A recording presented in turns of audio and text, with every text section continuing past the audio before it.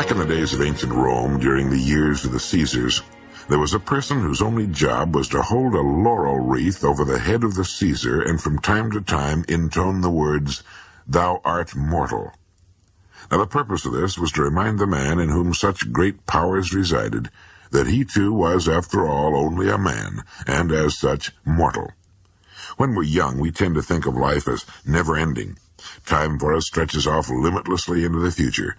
But as we get older, even in our 40s, which should be a time of vigor, interest, and activity, really a time of young maturity, we begin to get from time to time small reminders of our mortality. Oh, it might be a sudden shortness of breath or a perfectly normal twinge in the chest, a bit of back trouble. But we get these occasional reminders that time is not, after all, standing still for us, that we, like the Caesars of old, are indeed mortal. To the neurotic, this sort of reminder fills him with dread and plunges him into even deeper depression. But to the fairly normal, reasonably well-adjusted person, this comes as a reminder to enjoy to the fullest the time that is remaining, that days are not things to be waited through until Saturday or a birthday or Christmas, but rather to be savored and enjoyed one by one, hour by hour.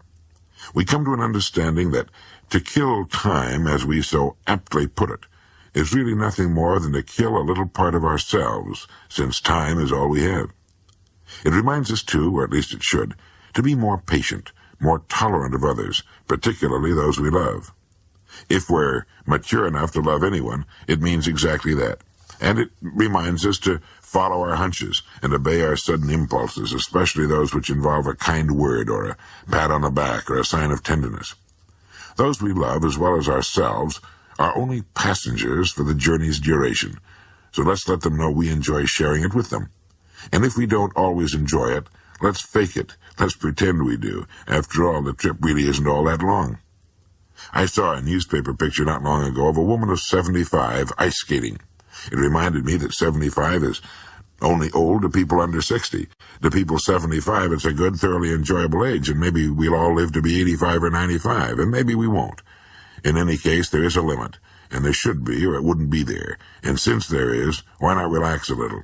Not take things too seriously. And as an old friend of mine once said, in a life where death is inevitable, never worry about anything. Sure, it's easier said than done. I remember reading a story about an old man who was planting a young tree in his yard. His neighbor hailed him and said, "What are you planting the tree for? You'll never live to see it grown." And the old man calmly went on with his planting and said, "I believe you have to plan on dying tomorrow or living forever." Well, I'm not planning on dying tomorrow. George Santayana once wrote that there's no cure for birth and death save to enjoy the interval. There's no cure for birth and death save to enjoy the interval. You know, it's being reminded of something like that which can shake a person up a little bit. Have you ever thought much about how much time we waste and unhappiness we bring on ourselves by worrying about the future and reliving in our minds the mistakes of the past? One of the neatest tricks in the world is to learn to enjoy the present, since the present is the only time we'll ever own. Distance is no longer a serious obstacle due to modern means of travel, but time remains unconquerable. It cannot be expanded, accumulated, mortgaged, hastened, or retarded. It's the one thing completely beyond man's control.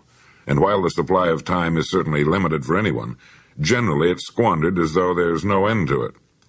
The man on the commuter train, bored, waiting to get home, then waiting for dinner, then waiting to go to bed or for a particular television program, and he thus spends his time slightly behind reality, waiting for something that's coming up.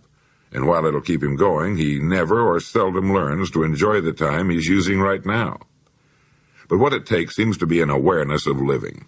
It means being aware that you're alive at this moment, and that the world and people are interesting enough at any time, so that we needn't waste so precious a thing as time in boredom.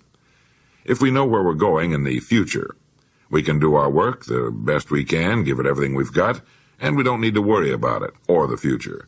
And as for reliving our mistakes of the past, this is the easiest advice on earth to give, and probably the most difficult on earth to follow. Everybody knows that it's perfectly useless to relive in our minds the dumb stunts we've pulled in the past, but this doesn't keep us from doing it. And again, according to the experts, the solution may be found in living for the present and enjoying it as much as we can. Now, this does not mean that we should not plan for the future. We should, But once our plans are laid, fine. Work on them, but don't stew and fret over them. All we will ever have is today. Yesterday is gone forever, can never be recalled, and tomorrow really never comes. If we find it difficult to enjoy the day in which we're living, we should remember that what we're waiting for will be made up of the same kind of days we're getting now. Frequently, a person who's unhappy by nature will believe that when something happens in the future, such as marriage, a better job, more money, or whatever it happens to be, that he'll suddenly be a happy person. But the facts don't bear that out. If we're living in the past, or worrying or hoping for happiness in the future, the best thing we can do is ask ourselves, how am I doing with the days I'm getting right now? How am I doing today? It's not how much we have, but how much we enjoy that makes happiness. Try that business of being aware of the present and its possibilities, and the chances are you'll enjoy it. The head of a great corporation died in his New York office of a heart attack. Later, when it came time to clean out his desk and collect his personal effects, a hand fishing line wrapped on a stick, complete with bobber, sinker, and rusted hook, was found in his bottom desk drawer. It was probably the one he had used as a small boy on the farm in the Midwest. Had that relic of younger carefree days represented his real dream of what living was all about? He had gone to school, found a job, got married, worked hard, purchased a home on the installment plan and the other niceties of living. Children had come along, and there was their education to think about. There were the promotions that came from hard work and native ability and the passing of the years. There were the clubs and civic things, the professional associations, the crises on the job and at home. And finally, the top job with a company that had grown very much larger with the passing of 30 years. The top job with its responsibilities to stockholders, employees, customers, research and development, finance. The kids were out of school and married themselves now. It had all happened so fast, and with no real plan of any kind. It had been school, then job, then work, then promotions and family and income problems, and suddenly there he was on top of the pile. And rummaging in his things in the attic or the basement one day, he had come across that old worn-out fishing outfit with its tiny hook for bluegills and the red bobber with the paint all peeled off. The string had almost come apart in his hands, and he had sat there and remembered that cool little creek with the summer smell of it and the green moss along the bank, the frogs plopping into the water, and the water bugs skimming in the willows along the bank. He remembered the excitement of seeing that bobber suddenly disappear and the frantic tug of the fish on the line, and finally a nice string of them for dinner. And suddenly, he had wanted to go back. He had realized that that had been living, that that had been real and elemental and satisfying, and somehow he hadn't done enough of it. He hadn't had the time to just go sit on a bank and fish for a while and chew on a twig and feel the sun on his back and wait for the bobber to disappear. The time and the leisure to listen to the voice inside and get things straightened out in his mind as to what was important and what wasn't. Things like goals and roles. So someone had called him, and he'd put the fishing outfit in his jacket pocket, and he'd thought about the next morning, too, when he took the outfit to his office and looked at it again, and then finally put it down in that bottom drawer, tucked away, out of sight, but not out of mind. And then there'd been the coronary, and that had been the end of that. The fishing outfit was still in the bottom drawer, and when his wife went through the effects that they had sent home from the office, she sat with the fishing outfit in her hands for a long time. She saw him as a little boy, too, and maybe wondered why he'd followed the course he'd chosen. In interviews with very old people who realize that their remaining time is drawing to a close, you frequently hear them say, "I waited too long to start living." When the researchers or others who hear this kind of response are young, they find it strange. But what these older people mean is that they often fail to enjoy life even during the years that they were living it most fully. And it seems that most people, during the richest and fullest years of their lives, fail to develop an awareness of living, an enjoyment of living. It's like the person who puts the best china and silver and linen away for some future time, or very special time, and dies before any of it's ever used. Or it's like the person who puts seat covers in his car and thus passes on to the second person to buy it brand new upholstery that he himself never used or enjoyed. And so millions of people with the miracle of sight never really see the world about them until it's practically too late. Millions with the inborn capacity to love and to know the joy that loving brings wait too long to express it. They live through the passing years without really being aware of their days, of the riches that are passing through their hands. Few people, it seems, develop an awareness of daily living. In possession of the miracle of life, they pass through their days like automatons. In possession of the greatest gift on earth, life itself. They tell us by their actions that they don't even know they have it, and haven't the slightest conception of its value, let alone an awareness that it's to be enjoyed to the fullest every day. I remember reading an account of a famous show business personality, a woman of great talent, who, as she made the announcement of her impending 4th or 5th marriage, said, "After all these years, I'm finally going to be happy." She thought another husband could somehow give her something she should have been enjoying all along. She obviously had no idea as to what happiness is, where it's to be found, or what living is all about, and she belongs to a big club. It's only when life is threatened that a conception of its value begins to dawn on the average person. A man plotted a kidnapping for months. His mind was filled with the thought of the $1 million ransom he was going to get, more important to him, he thought at the time, than anything else on earth. Yet when he was surprised by the police, he dropped the suitcase containing the ransom and ran for dear life. Ran for dear life. It took the sudden threat of death to put things in their proper order for this poor, stupid person. It's amazing, isn't it, how few people seem to get the word. Most people place the greatest value on the cheapest things in life, while the greatest of all, life itself, goes unnoticed. The most fortunate people in the world are those who have the wisdom to place value where it belongs, those who have an awareness of life. I read a great Greek poem once by Kafafi titled, I believe it was titled, Journey to Ithaca, something like that, which reminds us that it is the voyage and the adventures on the way that count, not the arrival itself.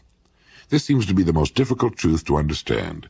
This is not to say that a man's goal in life is unimportant. On the contrary, it's vital, for without a goal, a distant destination, we would not begin the trip at all. Instead of an odyssey, we'd have a running around in circles, an endless following of the shoreline around and around our tiny island.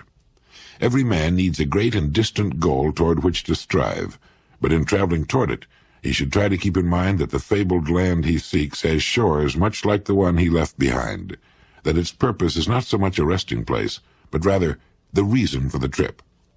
Where a person goes is not nearly as important as how he gets there. That a house is built is not important. It's the manner in which it's built that makes it great, poor, or average. That we live is not nearly as important as the manner in which we live. I think it's in misunderstanding this that often keeps people in a state of unhappiness and anxiety. They forget what they're really looking for, or what they really should be looking for, the discovery of themselves. This is the island toward which everyone should journey. It's a difficult journey, beset like the travels of Ulysses with many dangers and hardships, but it gives meaning to life, and there are many rich rewards to be found along the way. It means asking the questions that are hard to answer. Questions like, where am I going? Why am I going there? What is it that I really want? And why do I want it? Am I making the best possible use of myself as a person? Am I gradually realizing my real potential? Am I discovering my best talents and abilities and using them to their fullest? Am I living fully extended in my one chance at life on earth? Am I really living? Who am I? These are the questions everyone must ask himself and find the answers to. As Emerson wrote, though we travel the world over to find the beautiful, we must carry it with us, or we find it not. Whatever it is you're looking for must first be found within yourself, whether it be peace, happiness, riches, or great accomplishments. Everything we do outwardly is only an expression of what we are inwardly. To ask for anything else is as absurd as looking for apples on an oak tree. So the person who knows what he wants knows what he must become, and so he fixes his attention on the preparation and development of himself. And as he grows toward the ideal he holds in his mind, he finds interest, zest, and joy on the journey. He looks forward to tomorrow, but he also enjoys today, for it's the tomorrow he looked forward to yesterday. He knows that if he cannot find meaning and value in his present, it will very likely be missing from his future. Today is the future of 5 years ago. These are questions that need answering. Some 4,500 years ago, one of the most inspiring thoughts the world's ever produced was written in Sanskrit, and here's its translation. It goes, "Look well to this one day, for it and it alone is life. In the brief course of this one day lie all the verities and realities of your existence, the pride of growth, the glory of action, the splendor of beauty. Yesterday is only a dream, and tomorrow is but a vision. Yet each day, well lived, makes every yesterday a dream of happiness, and each tomorrow a vision of hope.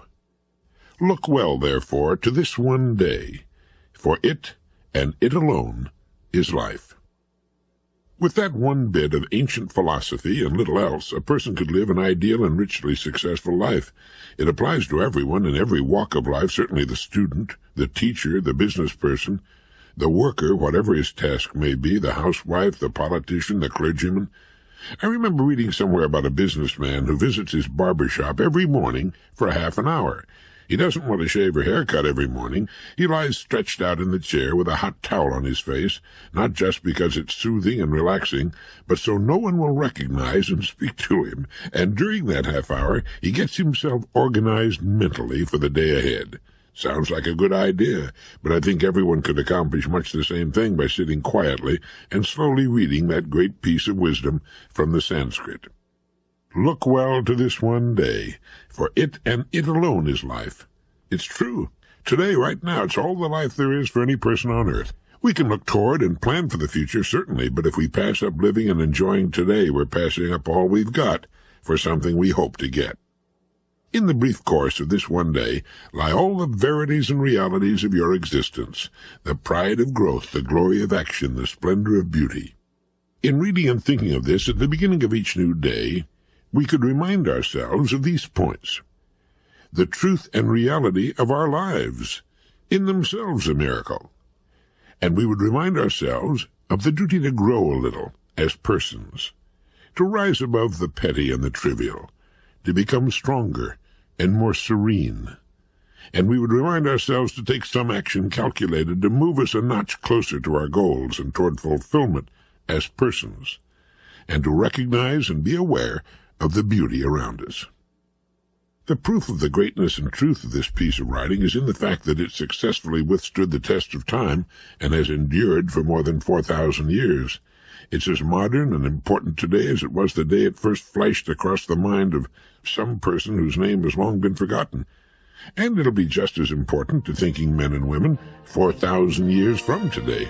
For real truth is as ageless as the mountains, as enduring as the sea.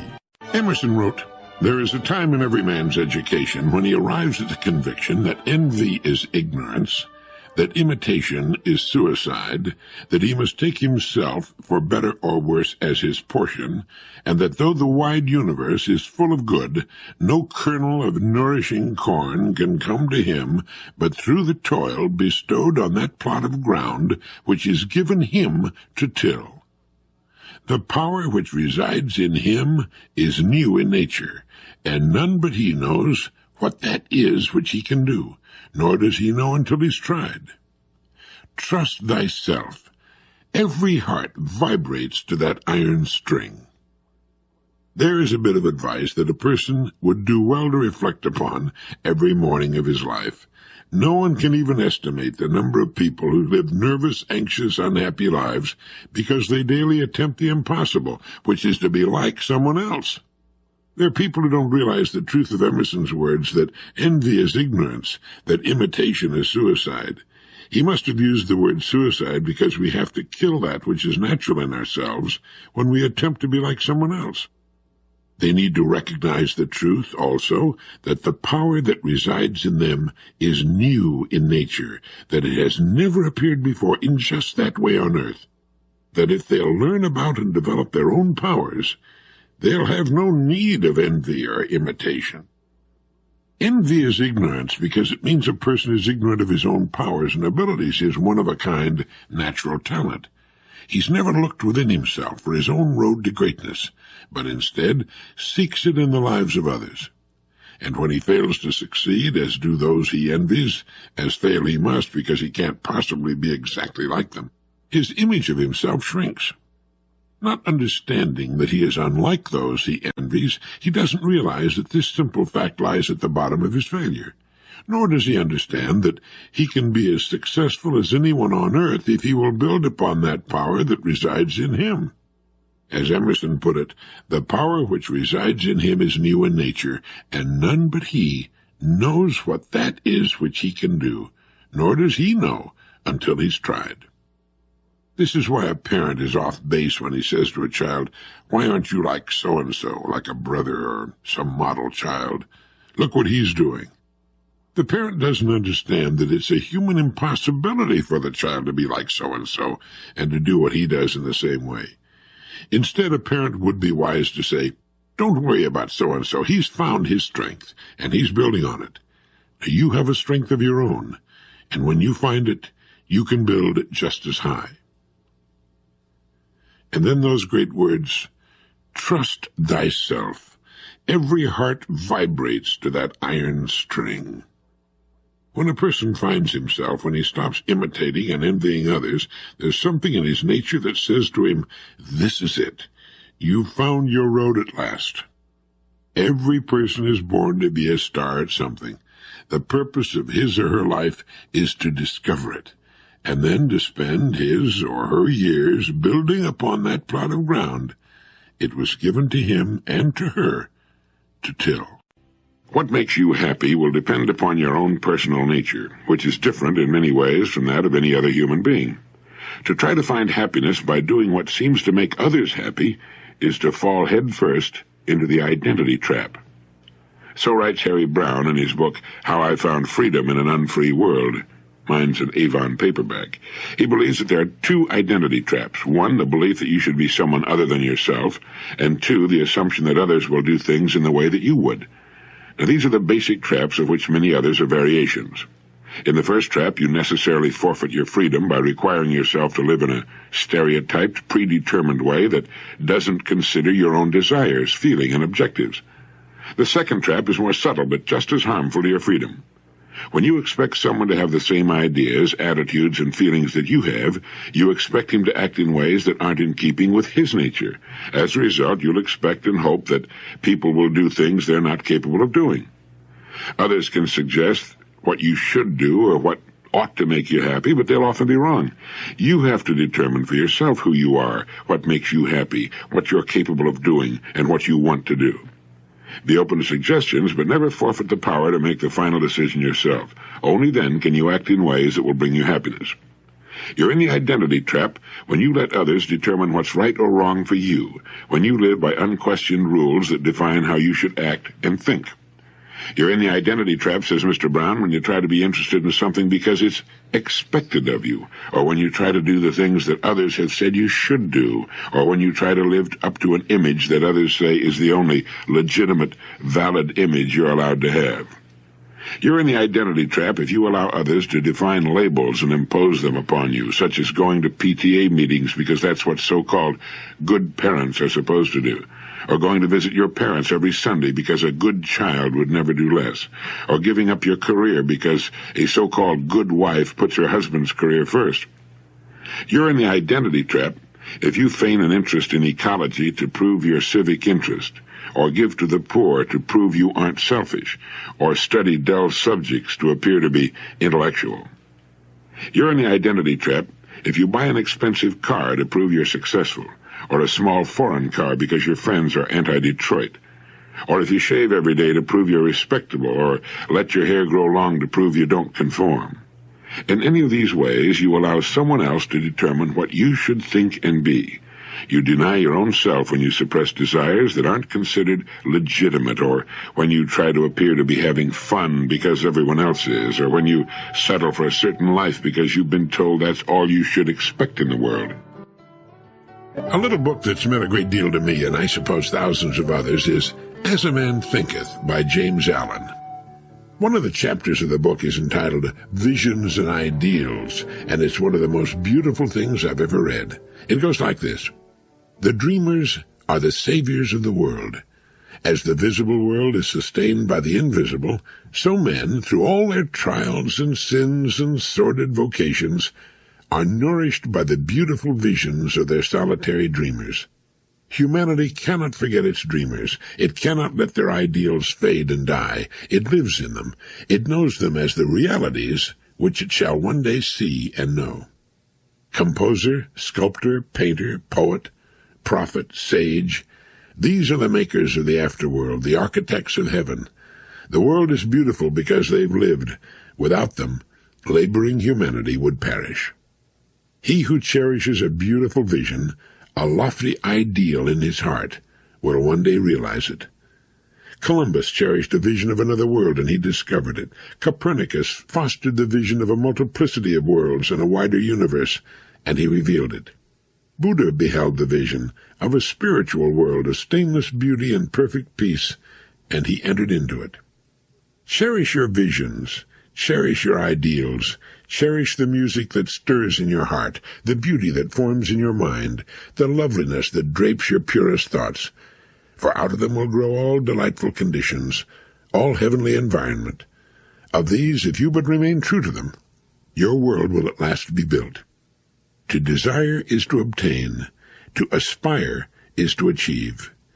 Shall man's basest desires receive the fullest measure of gratification, and his purest aspirations starve for lack of sustenance? Such is not the law.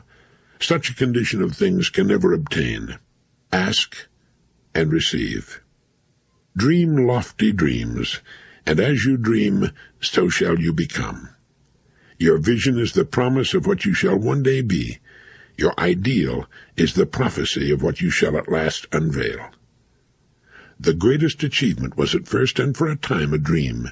The oak sleeps in the acorn, the bird waits in the egg, and in the highest vision of the soul a waking angel stirs. Dreams are the seedlings of realities. Your circumstances may be uncongenial, but they shall not long remain so if you but perceive an ideal and strive to reach it. You cannot travel within and stand still without. You will realize the vision, not the idle wish, of your heart, be it base or beautiful, or a mixture of both, for you will always gravitate toward that which you secretly most love. Into your hands will be placed the exact results of your own thoughts.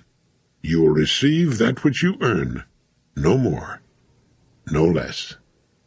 Dream lofty dreams, and as you dream, so shall you become. Your vision is the promise of what you shall one day be. Your ideal is the prophecy of what you shall at last unveil. Here's something worth keeping in mind. If one advances confidently in the direction of his dreams and endeavors to live the life which he has imagined, he will meet with a success unexpected in common hours. It was written by Henry Thoreau, and it contains a truth most people don't even dream exists. If they did, the entire country might be turned into total chaos. The truth most of us miss in that great quotation is that success, beyond anything we might now imagine, lies in wait for those who can put together enough courage to actually live the life they imagine. You know, most people live in two worlds. There's the real world, the world in which they move and work and live, the world of the nitty-gritty. And there's the world of the imagination, the world they would secretly like to live in. And what keeps them from moving from the world of reality into the world of their imagination is habit, and the fear of falling flat on their faces in the attempt, and losing even the little that they presently have, and perhaps looking ridiculous in the eyes of their loved ones and friends. They're the Walter Mitties of the world. We're all Walter Mitties to some extent. What we fail to realize is what Thoreau discovered, that if one advances confidently in the direction of his dreams and endeavors to live the life which he has imagined, he will meet with a success unexpected in common hours. Thoreau knew this because he did it. So did Paul Gauguin, the painter, so have thousands of others who have found to their delighted surprise that life pays off most handsomely when we're doing that which we most want to do, when we're actually living the life we've imagined for so long. Now, that doesn't mean that we run off after every vagrant whim, but it does mean that we should live the life that we know, deep down in our very being, we would most like to live. It means that we should be doing that which every indicator of our makeup, every fiber of our being tells us we should be doing, and has been telling us for some time. Gauguin didn't tear off to Tahiti the first time the delightful thought popped into his strange head, nor did Thoreau go to live at Walden Pond the first time the idea struck him to go off by himself and meditate and think and write and try to discover for himself what was important and what wasn't. But when an idea tugs at us day after day, year after year, when we think about it as we lie awake in bed, or the first thing when we wake up every time there's a lull in our days, when it worries our consciousness like a puppy with a slipper, then it's time to do something about it. And even though making the move might seem to jeopardize everything of order in our lives, it's very likely, as Thoreau suggested, that we will meet with a success unexpected in common hours. The most commonly voiced thought after taking such a step is, "Why didn't I do this years ago?" Emerson said a man should learn to detect and watch that gleam of light which flashes across his mind from within, more than the luster of the firmament of bards and sages. Yet he dismisses without notice his thought, because it's his. Once upon a time there was a man who felt he'd reached the end of his rope. It seemed that all the interest had suddenly vanished from his life. His creative wells had seemingly dried up. He still had his work, but it suddenly seemed meaningless to him. Even his family and his home receded darkly in his mind. Finally, nearing the point of desperation, he went to see his old friend, the family doctor. Well, the doctor listened to his story, saw the depth of his depression, and then asked him, "When you were a child, what did you like to do best?" And he answered, "I like to visit the seashore." "All right," the doctor said, "you must do exactly as I tell you. I want you to spend all day tomorrow at the shore. Find a lonely stretch of beach and spend the entire day there from 9 in the morning until 6 in the evening. Take nothing to read, and do nothing calculated to distract you in any way. I'm going to give you 4 prescriptions in order. Take the first at 9, the second at 12 noon, the third at 3 o'clock, and the last at 6. Don't look at them now. Wait until you arrive at the shore tomorrow morning." Well, the man promised he'd take the doctor's advice, and the next morning, a little before 9, he parked his car on a lonely stretch of beach. There was a strong wind blowing in from the sea, and the surf was high and pounding. He walked to a sand dune near the seething surf and sat down. He took out prescription number 1, opened it, and read it. It said, "Listen." That was all that was written on it, the one word, "listen." And so for 3 hours, that's all he did. He listened to the sound of the buffeting wind and the lonely cries of the gulls. He listened to the sound of the booming surf. He sat quietly, and he listened. At noon, he took out and read the second prescription. It said simply, "Reach back." And so for the next 3 hours, he did just that. He let his mind go back as far as it could go, and he thought of all the incidents of his life that he could remember, the happy times, the good times, the struggles, and the successes. At 3 o'clock, he tore open the third prescription. It said, "Re-examine your motives." And this took so much intense thought and concentration that the remaining 3 hours slipped quickly by. For 3 hours, he re-examined his motives, his reasons for living and moving closer to fulfillment. He clarified and restated his goals. And at 6 o'clock, under a gray, darkening sky with a taste of salt spray on the wind, he read the fourth and final prescription. It read, "Write your worries in the sand." There had been one thing that had been worrying him particularly, so he walked to the hard sand and with a stick wrote this worry in the sand and stood looking at it for a moment. Then as he walked toward his car, he looked back and saw that the incoming tide had already erased his worry. He got in his car and drove homeward. My old friend Norman Vincent Peale told me that story some years back about the man, the seashore, and the 4 prescriptions. Listen, reach back, re-examine your motives, and then write your worries in the sand. Dr. Kenneth Hildebrand, for many years a Midwestern minister and author of the book Achieving Real Happiness, told of a woman who was married to a cruel, shiftless alcoholic. When drunk, he would beat her and the children. Debts accumulated. Often there was no food in the house. When the eldest child was 7, the husband deserted his wife. She had no money, no credit, no business training. She had to undergo surgery, thus adding to her mountain of debt. A few months later, the youngest child became ill and died. When the father received the news by wire, he telegraphed in reply, "Terrible shock. Sorry to hear the news." His heartlessness so angered the woman that she resolved to rear the children without him at whatever cost to herself. The following 9 years she toiled at any work available. She never lost her determination or her sense of humor, and she prided herself in not saying or doing anything to turn the children against their father. She managed to keep the home together and to make it a cheery one. At the end of 9 years, she married a man who loved her and the children devotedly. To encourage other women undergoing difficult experiences, she said, "Any woman can wring happiness out of life if she's worthy of happiness." Her words are worth remembering. Her happiness and well-being did not depend upon circumstances. She was superior to them. She rose above them. No woman would enjoy going through what this woman had to endure, and every life has its problems. But if we permit our circumstances to dictate how we feel and act, we're relinquishing control of our own lives. And it's our attitude toward others and the world that determines what happens to us. If the woman I mentioned had not developed her cheerful, friendly, successful attitude toward her life, the chances are excellent that she never would have found the right man and married again. A popular fallacy held by almost all young people and a large segment of the older adults is that happiness hinges on pleasant circumstances and congenial surroundings. These people think that if their circumstances were better, they'd be happy. This isn't true. If a person cannot find happiness in his daily life now, unless he wakes up, he will never be happy, regardless of his circumstances. The fact is, whether or not we admit it to ourselves, that genuine happiness is hidden in the quiet simplicities and fundamental virtues of life. These cannot be purchased, even though you could afford to pay a king's ransom, and they at the same time exist for anyone. Every day of our lives is either successful or unsuccessful.